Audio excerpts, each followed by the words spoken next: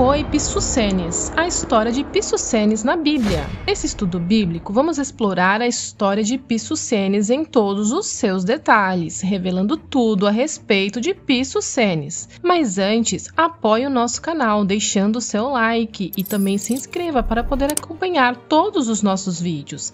E não saia antes do final, pois juntos vamos aprender com a história sobre Pissucenes, de uma forma fantástica, com a Bíblia ilustrada e narrada. Vamos lá? Quem foi Pissucenes na Bíblia? Existiram 2 Pissucenes, e estes 2 foram 2 faraós, sendo o faraó Pissucenes I, tendo seu reinado no ano de 1040 a 992 a.C., em Tanis, no Baixo Egito, e o Pissucenes II um pouco depois, 959 anos a 945 anos antes de Cristo. Pissucenes é a forma grega do nome egípcio Pasebakainiuti, uma palavra muito difícil, mas que significa a estrela que brilha em Tebas, ou a estrela que aparece na cidade de Tebas. Pissucenes I foi o 3º faraó e responsável pela atividade construtora em Tanis, da qual se destaca a construção da parte significativa do templo de Amon.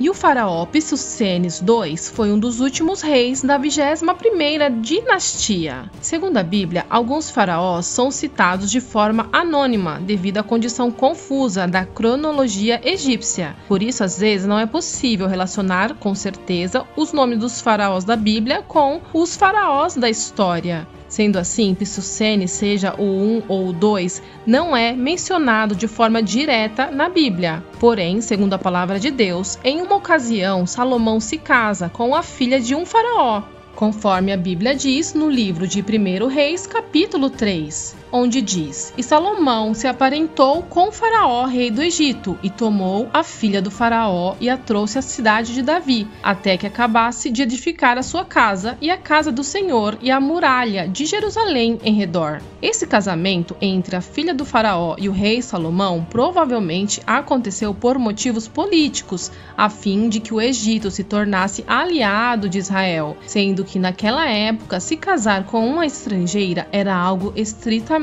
ruim, por cada um possuir um Deus diferente e acabar por influenciar negativamente no âmbito espiritual. Mas a pergunta é: quem foi o faraó, sogro de Salomão? Estudiosos tentaram identificar o faraó, pai da esposa de Salomão, e nesses estudos se percebeu grandes divergências e opiniões, onde alguns apontaram para o faraó Pissucenes, outros para o faraó que derrubou Sisaque I, outros para o faraó Siamun e ainda há outros faraós cogitados para ser o sogro de Salomão. A julgar pelas datas do reinado de Salomão, ela pode ter sido filha de qualquer um desses faraós mencionados. Segundo a Bíblia, a filha do faraó, esposa do rei Salomão, é mencionada na palavra de Deus mais de 7 vezes, entre as esposas estrangeiras do rei. Em 1 Reis, capítulo 9, versículo 24, a Bíblia fala que o rei Salomão edificou uma casa para sua esposa, a filha do faraó.